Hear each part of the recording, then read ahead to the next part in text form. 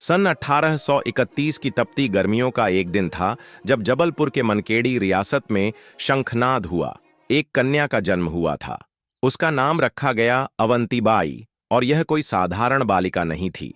वह जन्म से ही तेजस्वी और दृढ़ निश्चयी थी। पिता राव जुझार सिंह लोधी एक निर्भीक और दूरदर्शी शासक थे, जिन्होंने बेटी को बेटों के समान परवरिश दी। वे चाहते थे कि अवंतीबाई केवल महलों में रहने वाली रानी न बने, बल्कि एक योग्य शासक और योद्धा के रूप में प्रतिष्ठित हो। अवंतीबाई ने बाल्यकाल से ही अस्त्र शस्त्रों की शिक्षा ली। घुड़सवारी, तलवारबाजी, धनुर्विद्या, राजनीति और राज्य प्रबंधन में उसकी गहरी रुचि थी। जब बालिकाएं गुड़ियों से खेलती थीं, तब अवंतीबाई अपने पिता के सेनापतियों से युद्ध की बारीकियां सीख रही थीं। उनकी मां भी एक मजबूत विचारों वाली महिला थीं, जिन्होंने अपनी बेटी को हमेशा आत्मगौरव और साहस का पाठ पढ़ाया। युवावस्था में उनका विवाह रामगढ़ रियासत के राजा विक्रमादित्य सिंह लोधी से हुआ। रामगढ़ रियासत मंडला जिले की एक समृद्ध और स्वतंत्र रियासत थी, जहां की जनता रानी को जल्द ही अपनाने लगी। अवंतीबाई ने विवाह के बाद रियासत के प्रशासनिक कार्यों में सक्रियता से भाग लेना शुरू कर दिया। वे प्रजा की भलाई, न्यायिक व्यवस्था और सैनिकों के संगठन के लिए जानी जाती थीं। लेकिन यह सुख शांति ज्यादा दिन नहीं रही। राजा विक्रमादित्य सिंह मानसिक रूप से अस्वस्थ हो गए। अंग्रेज, जो तब पूरे देश में रियासतों पर कब्जा कर रहे थे, रामगढ़ की स्थिति पर पैनी निगाहें गड़ाए बैठे थे। उन्होंने डॉक्ट्रिन ऑफ लैप्स के तहत इस रियासत को भी हड़पने की योजना बनाई। इस नीति के अनुसार यदि किसी रियासत का शासक अस्वस्थ, संतानहीन या अक्षम हो, तो वह रियासत ईस्ट इंडिया कंपनी के अधीन चली जाएगी। अंग्रेजों ने राजा की बीमारी को आधार बनाकर रामगढ़ की प्रशासनिक बागडोर अपने हाथ में लेने का प्रयास किया। उन्होंने रानी को केवल एक कागजी रानी मानने की भूल की। रानी अवंतीबाई को जब यह समाचार मिला कि अंग्रेज रामगढ़ में एक ब्रिटिश प्रशासक भेजने वाले हैं, तो उन्होंने इसे अपने सम्मान पर सीधा हमला माना। उन्होंने तत्काल अंग्रेज अधिकारियों को पत्र भेजकर विरोध दर्ज कराया। पत्र में उन्होंने स्पष्ट रूप से लिखा, रामगढ़ की रानी और उसकी प्रजा सक्षम हैं, विदेशी शासन की आवश्यकता नहीं है। लेकिन अंग्रेजों ने इस पत्र की उपेक्षा की और अपनी योजना पर कार्यवाही शुरू कर दी। रानी ने यह अपमान सहन नहीं किया। उन्होंने शपथ ली, जब तक शरीर में रक्त की एक बूंद भी बाकी है, रामगढ़ की भूमि पर विदेशी शासन नहीं होगा। इसी दौरान देश के कोने कोने से एक नई हवा बहने लगी, स्वतंत्रता की। 1857 में जब मेरठ से प्रथम स्वतंत्रता संग्राम की चिंगारी फूटी, रानी ने इसे अवसर के रूप में देखा। उन्होंने महसूस किया कि अब समय आ गया है जब रियासतें अपने स्वाभिमान की रक्षा के लिए एक हो सकती हैं। रानी ने रामगढ़ की सीमाओं को सुरक्षित करना शुरू किया। उन्होंने आसपास के गांवों के किसानों, सैनिकों और युवाओं को संगठित करना शुरू किया। ग्राम सभाएं, गुप्त बैठकें, संदेशवाहक और युद्ध की योजना, सब कुछ सुनियोजित ढंग से चलने लगा। उन्होंने अपने विश्वस्त साथियों से कहा, ये केवल हमारा युद्ध नहीं है, ये भारत माता की अस्मिता की रक्षा का युद्ध है।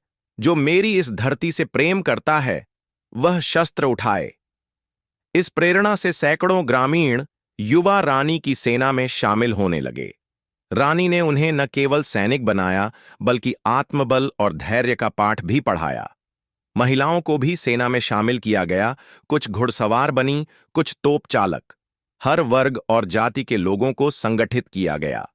यहां से प्रारंभ होती है एक असाधारण योद्धा रानी की कहानी, जो देश के लिए लड़ी और इतिहास में अमर हो गई। 1857 का वर्ष देश के इतिहास में एक निर्णायक मोड़ लेकर आया। मेरठ की छावनी में जब मंगल पांडे ने अंग्रेजों के खिलाफ विद्रोह का बिगुल फूंका, तब वह केवल एक सिपाही का आक्रोश नहीं था, बल्कि भारत के करोड़ों लोगों की आत्मा की पुकार थी। देश भर में रियासतें जागने लगीं। दिल्ली में बहादुर शाह जफर को क्रांतिकारियों ने सम्राट घोषित किया। झांसी में रानी लक्ष्मीबाई, अवध में बेगम हजरत महल और बिहार में कुंवर सिंह जैसे योद्धा सामने आने लगे। मध्य भारत की भूमि भी इस पवित्र ज्वाला से अछूती नहीं रही। रामगढ़ की रानी अवंतीबाई ने जैसे ही यह सुना कि देश में जगह जगह अंग्रेजों के खिलाफ विद्रोह हो रहा है, उन्होंने अपने राज्य को क्रांति का केंद्र बना लिया। उन्होंने आसपास की रियासतों शाहगढ़, सिवनी, बालाघाट और मंडला को संदेश भेजा, यह समय है जब हम अपने अस्तित्व की रक्षा करें। यदि आज हम नहीं उठे तो हमारी आने वाली पीढ़ियां पराधीनता में जन्म लेंगी। उनके इस संदेश ने क्रांतिकारियों में नई ऊर्जा भर दी। शाहगढ़ के कुछ छोटे जमींदारों और सिवनी के सेना नायकों ने रानी के नेतृत्व में अंग्रेजों से संघर्ष का निर्णय लिया। अवंतीबाई ने तुरंत अपनी सेना के लिए प्रशिक्षण शिविर स्थापित किए। उन्होंने देवरगढ़ के जंगलों में एक गुप्त युद्ध शिविर बनाया, जहां वह स्वयं प्रशिक्षण देती, रणनीति बनाती और सैनिकों की कमजोरी ताकत का मूल्यांकन करती। अवंतीबाई की सेना में कोई पेशेवर सिपाही नहीं था। वे सब ग्रामीण युवक, किसान, शिकारी, कारीगर और महिलाएं थीं, लेकिन उनके मन में देश प्रेम और रानी के प्रति आस्था अपार थी। रानी के नेतृत्व में बहुत से लोगों ने पहली बार तलवार और बंदूकें उठाईं। उनके मंत्र थे, हम तलवार चलाना सीखें या मर मिटना, पर गुलामी स्वीकार नहीं। रानी ने सेना के भीतर छोटे छोटे दल बनाए, जो भिन्न भिन्न दिशाओं में गुप्त रूप से फैलकर अंग्रेजों की गतिविधियों पर नजर रखते थे। एक गुप्त संवाद प्रणाली भी बनाई गई थी, जो संकेतों और प्रतीकों के जरिए कार्य करती थी। इसी बीच अंग्रेज अधिकारियों को यह सूचना मिली कि रानी अवंतीबाई बड़ी सेना बना रही हैं और रामगढ़ अंग्रेज शासन के लिए खतरा बन सकता है।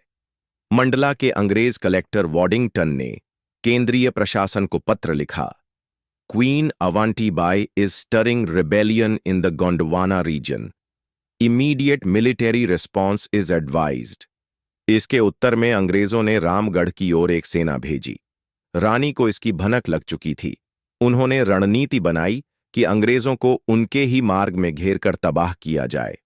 मार्च 1958 में देवरगढ़ के पास एक संकरा जंगल पथ था, जहां रानी की सेना ने घात लगाई। जब अंग्रेज सैनिक उस मार्ग से गुजरे, रानी की सेना ने अचानक दोनों ओर से हमला कर दिया। घोड़े दौड़ते हुए पेड़ों से टकराए, तोपें कीचड़ में ढंसीं और अंग्रेज सैनिक हड़बड़ा गए।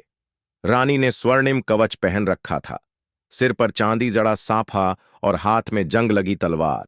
उन्होंने युद्ध घोष किया, रामगढ़ की धरती पर कोई भी विदेशी सैनिक जीवित नहीं लौटेगा। इस युद्ध में रानी की सेना ने अंग्रेजों को भारी क्षति पहुंचाई। लगभग 200 से अधिक सैनिक मारे गए। यह युद्ध केवल शक्ति से नहीं बल्कि रणनीति से जीता गया था। रानी की इस जीत ने आसपास की रियासतों को प्रोत्साहित किया। अनेक ग्रामीण सेनाएं अब रामगढ़ की ओर बढ़ने लगीं। परंतु अंग्रेजों ने हार मानना नहीं सीखा था। उन्होंने एक बार फिर से बड़ा दल भेजा, इस बार तोपखाने और अफसरों के साथ। रानी जानती थीं कि अब आमने सामने की लड़ाई लंबे समय तक नहीं चल सकेगी। उन्होंने अपने विश्वस्त सेनापति लक्ष्मण सिंह, दुलारू अहिर और जगन्नाथ सिपाही के साथ मिलकर छापामार रणनीति पर काम करना शुरू किया। अब युद्ध की प्रकृति बदल गई थी।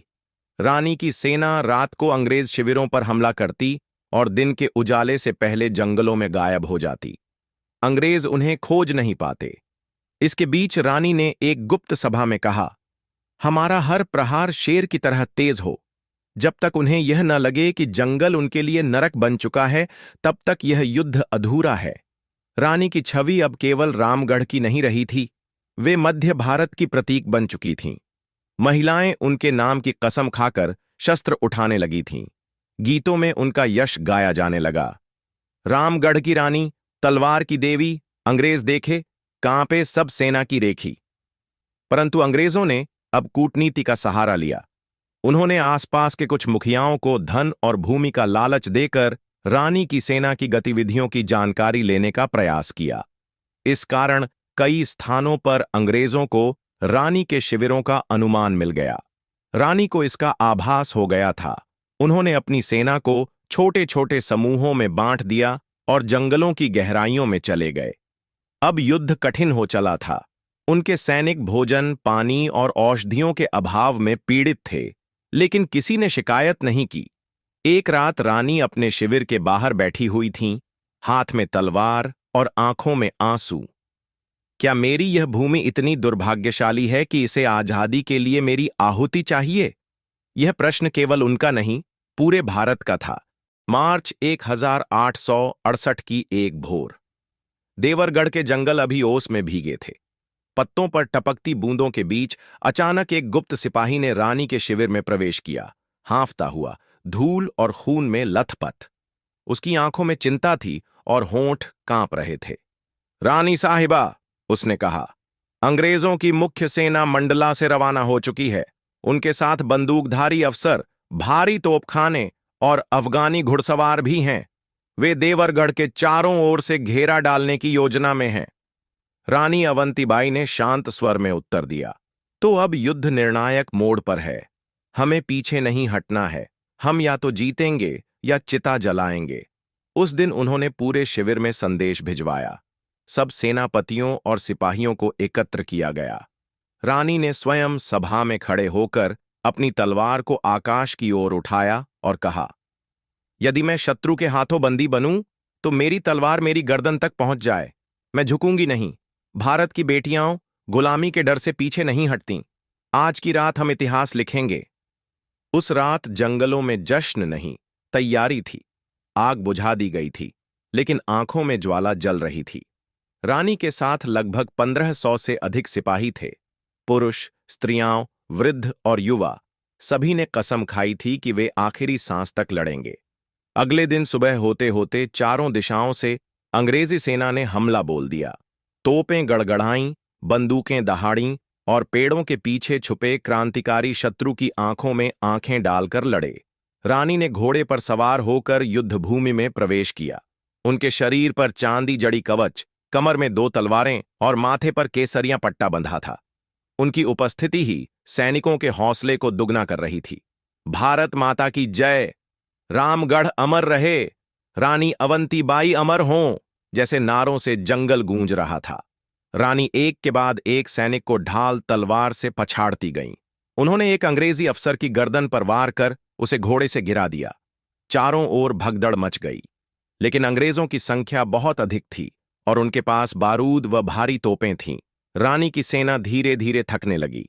जल और आहार की कमी, घोड़े घायल और कुछ युवा सैनिक वीरगति को प्राप्त हुए। उनके सेनापति लक्ष्मण सिंह बुरी तरह घायल हो गए, फिर भी उन्होंने लड़ते लड़ते अंतिम सांस ली। अब युद्ध की स्थिति अत्यंत विकट हो चुकी थी। रानी को चारों ओर से घेरा जा चुका था। उनके शरीर पर कई घाव थे, कवच खून से लाल हो चुका था, लेकिन उनका चेहरा अब भी शांत था, जैसे वह युद्ध से नहीं, किसी आंतरिक संकल्प से संचालित हो रही हों। एक सैनिक ने चिल्लाकर कहा, रानी साहिबा, भाग चलिए, हम आपको सुरक्षित निकाल लेंगे। रानी ने घोड़े की लगाम खींचते हुए उत्तर दिया, रानी कभी मैदान छोड़कर नहीं भागती। जो मिटती है वही अमर होती है। जब अंग्रेजों ने उन्हें पकड़ने के लिए चारों ओर से घेरा, तब रानी ने तलवार उठाई, एक अंतिम तेज वार किया और फिर अपनी कटार निकालकर अपनी छाती में भोंक दी। वे अपनी ही तलवार से वीरगति को प्राप्त हुईं, पर अंग्रेज उन्हें कभी बंदी नहीं बना पाए। उनकी यह आत्म बलिदान की घड़ी भारतीय इतिहास की सबसे गौरवशाली घटनाओं में दर्ज हो गई। रानी के शव को देखकर अंग्रेज भी स्तब्ध रह गए। उन्होंने रानी की वीरता को स्वीकार करते हुए अपनी रिपोर्ट में लिखा, queen अवांतीबाई chose death over surrender. She fought with unmatched courage and dignity. जिन जंगलों में वह लड़ीं, वही आज उनके बलिदान की गाथा गाते हैं।